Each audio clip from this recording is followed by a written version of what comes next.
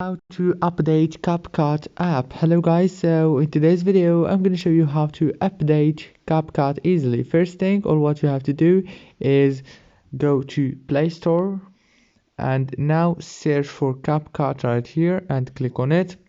Now after you search on it for CapCut, click on it here, and here on this place, on this green option, you will find update. All what you have to do is just click on it right here and your CapCut app will be updated easily.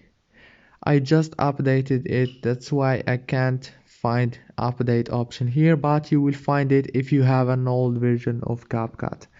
If this video was helpful for you, please don't forget to like and subscribe, and thank you for watching this video until the end. See you later.